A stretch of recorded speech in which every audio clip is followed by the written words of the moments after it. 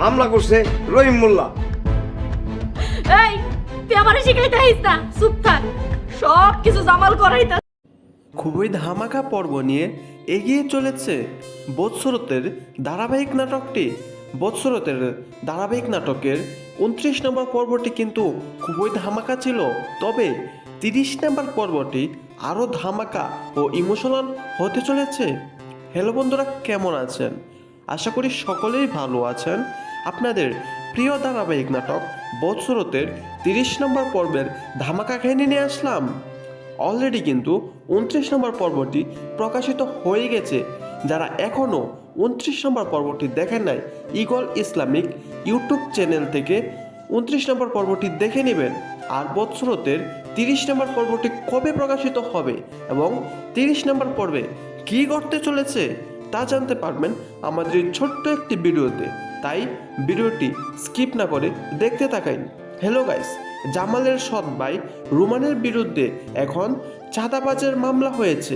আর এই মামলা করেছে গ্রামের ব্যবসায়ীরা। মামলার প্রধান আসামি হলো রুমান, তার বিরুদ্ধে প্রধান সাক্ষী হলো জামাল।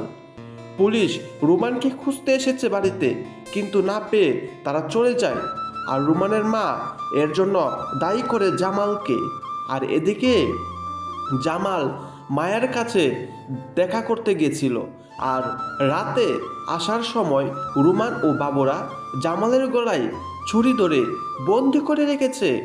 আর নাটকের অন্যদিকে মায়া বদরুলের বাড়িতে গেলে বদরুলের বড় ভাই মায়াকে বাড়ির থেকে বের করে দেয়, বাড়িতে জায়গা দেয় নাই।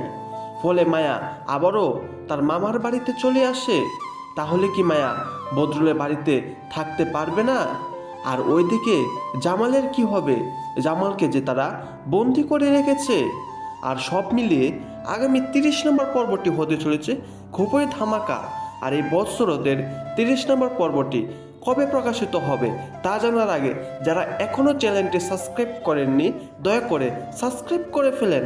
আর এই বৎসরতের 30 নম্বর পর্বটি প্রকাশিত হতে চলেছে আগামী 7ই এপ্রিল ঈগল ইসলামিক ইউটিউব চ্যানেলে।